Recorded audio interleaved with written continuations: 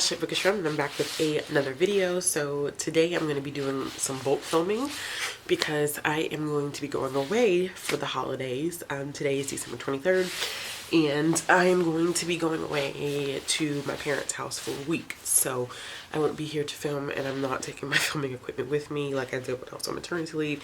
That was just too much. It's just too much. So what I'm going to be doing is, like I said, bulk filming a series of videos. These are kind of like the 2019 best worst and what I read and all this stuff. So since everybody's shitting these, I thought it's about time that I joined in and shot the video. So today, as you can see by the title, is the worst books of 2019, and there are 8 on this list. And thank goodness I only own one of these books. So we should not be surprised that I found these as the worst books of 2019 and that I do not own them. And I own one, and the only reason why I own that one is because it was a reread and it dropped from a 5 to a 2 star. So if you're an avid viewer of the channel, then you already know what that book is going to be. But let's go ahead and just jump in. So the first book that I have on this list, I actually read early this year, and I'm going to move over so I can put the pictures up on this side of the screen. I read this book earlier this year, and I mean like January of this year, and it is part of a new adult series, and I read the first one and really enjoyed it, but I got to the second one and it was just horrible, and that is Hater by Cambria Hebert. I'm not even sure how to say her last name. And it's part of this hashtag series, and it's about a nerd who falls in love with a jock, and they build the unlikely of relationship being together. And I did really enjoy, like I said, the first one, but this one, what stood out the most in this one is that the author did no research, like absolutely no research on what it means to play on a football team. Like, I think at one point she was describing a player that typically plays offense as a defensive player. She was talking about recruitment wrong, and it was like, if you're gonna write a series that revolves around a sport, you have to do your research into the sport, because it doesn't make sense if you don't. It's not logical. It just, oh, it was horrible. And then there was a character who was not so good on the first book, but he was just completely out of control the second book, to the point that I thought there was something seriously wrong with him that maybe she was going to address, but then there wasn't anything seriously wrong with him. It was just really confusing, and I'm talking about it in such a vague way because it is the second book in a series, but oh, it was just so bad, and I was so disappointed because, like I said, I really enjoyed the first book. I thought it was a cute romance. I thought the steamy scenes were written so well, and then I get to this one and it was just kind of like a failure. It was so bad. So nevertheless, I 9 times out of 10 will not be continuing this series in the future. It's not something that I'm looking forward to if this is how it's going to progress. I don't know if in future books, if she actually has taught herself more about football and can actually write about football in the correct way. I'm hoping that that's the case, but I don't know if I'll see. That's gonna be, and because my library has all the audiobooks, so I could technically read them, see the third one, see if it gets better, but why waste my time when there's like hundreds of books that I need to read? This next one is actually kind of controversial because I believe that this book has gotten a couple of literary awards, if not like honorable mentions, and that is This One Summer by Mariko Tamaki. I read this for panelathon that happened during this summer, and I was just like, I want to read it. I've heard so much about it. It's highly recommended at my library. It's definitely supposed to be written for a teen audience.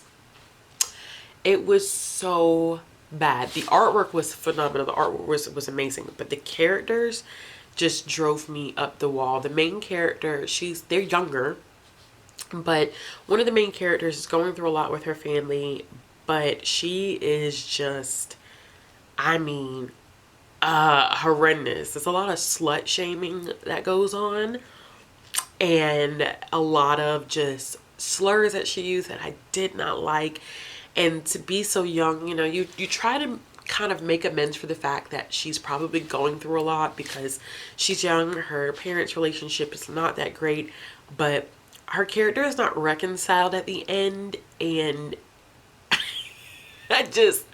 I could not get with it. Like, I literally was cringing thinking about the fact that this girl was like 8 or 9 and she just is so horrible of a person. I have never read a child character that I disliked as much as I disliked her. Well, that's a lie. I'm currently reading Junie B. Jones, the first 4 books, and I do not like Junie B. Jones. I think she's a bitch. I hate to say that, but like, she's awful. She's so awful. But I did not like that one at all, y'all. Like I said, the artwork was phenomenal. I like the color scheme, like the purples and the whites, but other than that, just not a fan favorite. The third book that is on this list is The Duff by Kody Keplinger. I have done a full review on this one, and the title of that review is From 5 to 2 Stars, and it's because I initially really enjoyed this book. I read it in 2014, but in 2014 I was definitely at a younger age. I was closer to being out of college. I think I was just a year. No, 2014, I was still in college and grad school. It was my first year of grad school, but I was closer to being straight out of undergrad, different life experiences, different expectations of relationships. And I read this one and really loved it. And then I read this summer at the age that I'm at now, definitely out of college. You know, I got my second master's by the time I read this, full-time professional, was pregnant with my first child. Different perspective, different life. And I think that while I consider this to be one of the worst books of 2019 that I read, I think it is a true testament that your life experiences and your age and what you've been through and as you grow older really do change how you feel about certain books. And certain books that you would have enjoyed at a younger age, you see a lot more flaws in because you've been exposed to a lot more. And the relationship in this one, after I had just gotten out of my own failure of a relationship, I could see how problematic and how toxic it was. And that could have been just in relation to like looking at my own life, but it was awful. Like, I thought that this one, Summer, had a lot of slut shaming. This book has a tons more slut shaming, and the 2 characters don't have a lot of redeemable characteristics about them. Like, the main character, Bianca, is very self-deprecating. I don't think that really ever changes. I feel like she kind of lets Wesley walk all over her, and she justifies a lot of his behavior that doesn't need to be justified because he's a jerk in a lot of ways. And I mean, like, on the top of this book right here, all the pink tabs are all the times that he calls her a duff. And I mean, like, this is after she's time and time again asked him, like, do not call me a duff, do not call me a duff. And what does he still do? Calls her a duff. So, you know, when looking at stuff like that, it's just kind of like, ugh, that's disgusting. That just, I didn't really care for it. But I will link my full review in the card symbol above if you guys are interested in checking that out and watching the review. The fourth book that I have on here is a book that I randomly read right before I moved to this place that I'm at now. And it is Lockwood Lions by Stephanie Perry Moore. This is kind of a, I feel like this was kind of written for Black teens as a toned down, urban contemporary romance type of thing. Like, I could definitely get the vibes that that's kind of the way that she was writing it, except without some of the content that you would typically find in urban books. And I really like that because I work in an area where those books would definitely appeal to the audience that I work with. And those books usually move pretty quickly off our shelves, and I really like book talking them and getting them into the hands of the teens that come out our building. However, this is one that I was like, heck no, I won't recommend it. I won't put it into the hands of anybody because everything was going well. I was enjoying it until I started seeing that the author was kind of justifying the main characters, the male main characters, cheating. And she attributed to the fact that the female lead was not paying enough attention to her boyfriend, so it was understandable and justifiable for him to cheat. Like, in no way, shape, or form is that even okay. And I think that sometimes society does perpetuate that concept that if you won't do something for your significant other or, you know, your partner, that it is likely that they're going to step out and cheat on you. That's asinine.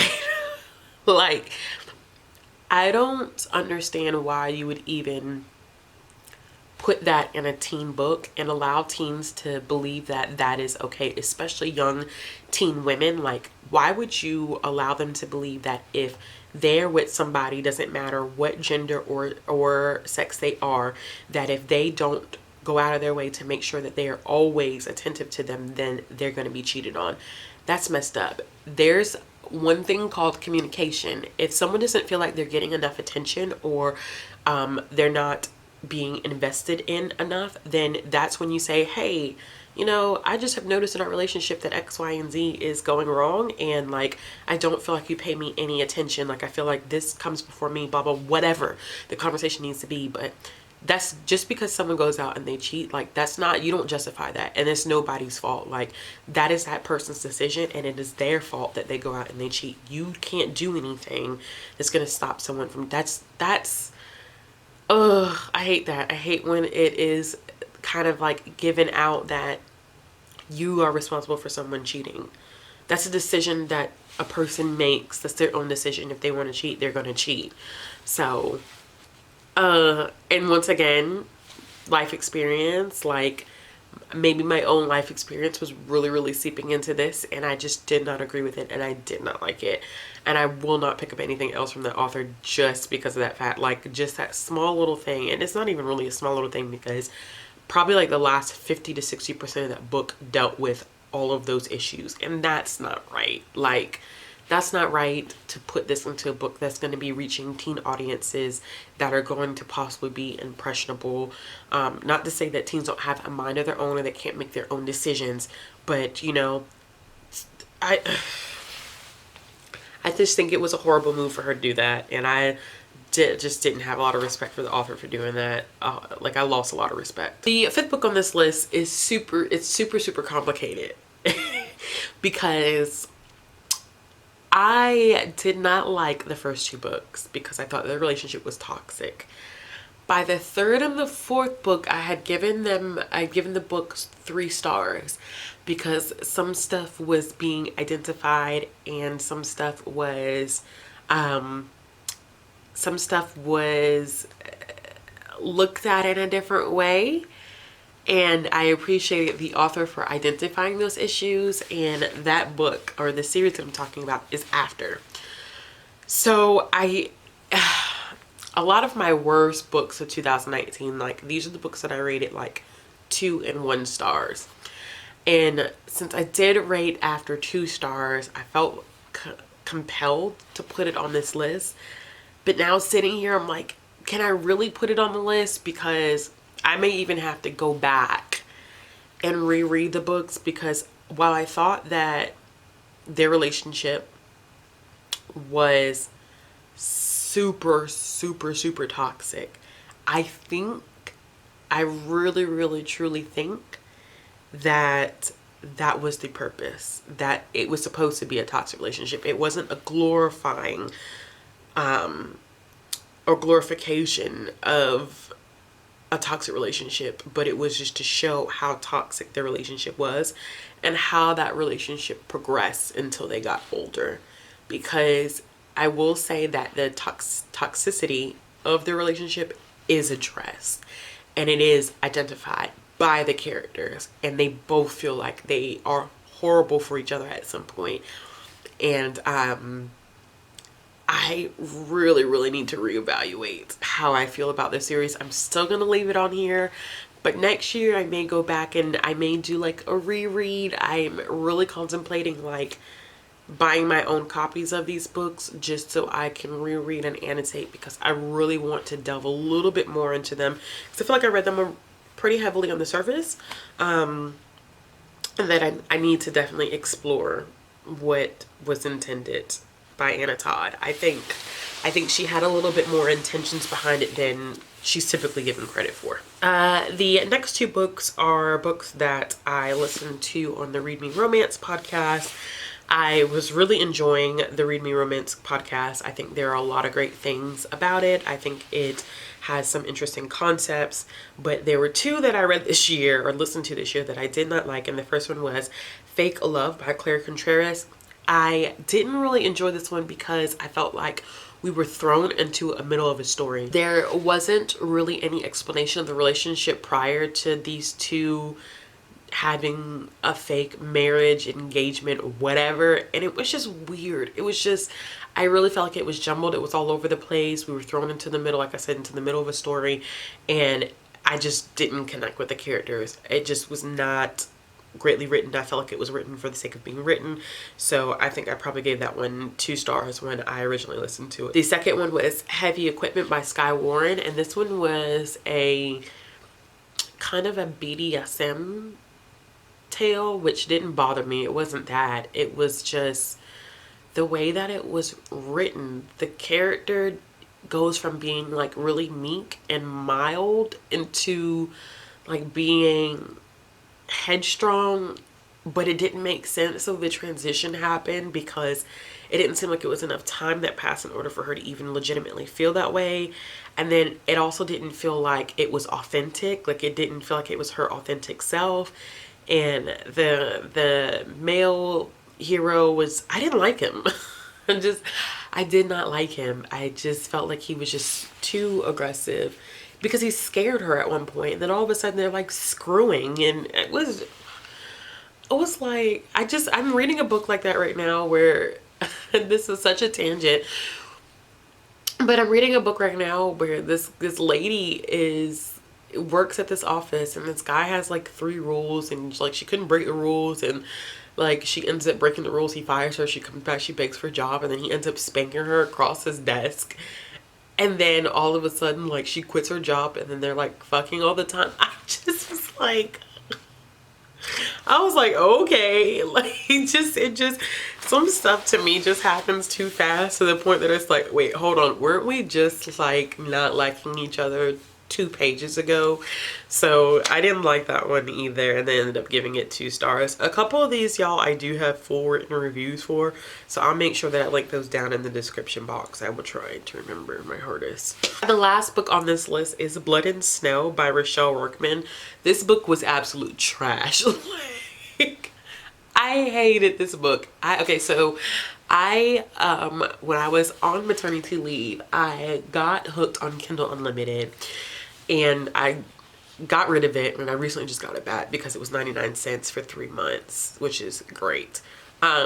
So I checked this one out because I was like, oh, I want to read like a fairy tale retelling, and a lot of the stuff that's on Kindle Unlimited is either like self-published or indie published stuff exclusively to Amazon. So sometimes the stuff is like hit or miss. Some of the stuff I found on Kindle Unlimited is like phenomenal, and other stuff I found is just like, oh, it's so bad. But this one, I was looking for a fairy tale retelling. I was like, this looks like something I might actually be digging. It's like Snow White meets like vampires type of thing. Child, ooh, I don't know what she was going for, because it started off as like Snow White, and then the 7 dwarfs were like these 7 brothers, these hot guys that live next door. And then it turned into she's a vampire, and then there was like Japanese folklore, which I felt like was cultural appropriation for so many different reasons. Then it was like weird magic system, but not really a magic system. Then her friend randomly turns out to be a witch, and it was just trying to be too many things. The plot was all over the place, the writing was all over the place, and it was just stupid. It was stupid. It was like she had this thing for one of the brothers, but then all the brothers had a thing for her, but then she fell in love with the guy who I guess bit her, that originally turned into a vampire, and then there's a vampire queen that wants her skin to live in a younger body. I was like, where the hell are you going with this? Like, you either want one freaking plot line or you don't want any at all, because it was just so awfully written. And I hate to say that, but it was just bad. It was bad writing, bad plot, bad character development. It was just bad. So this book is like the first book in like a 5-part series. There's no way in hell I'm picking up any more of those, but definitely I think if I had to pick like my top 3 that I absolutely disliked this year, it would have to be Blood and Snow. I definitely would say this one, Summer, and Lockwood Lions. Those 3 this year were just, I asked myself after reading them, why the hell did I waste my time? I could have read so many different books and I wasted my time. Ugh.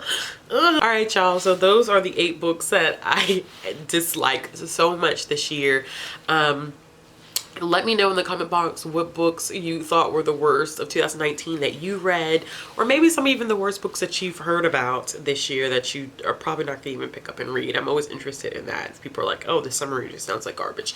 But as always, if you like this video, make sure you give it a thumbs up. If you want to see more content from me, click the subscribe button.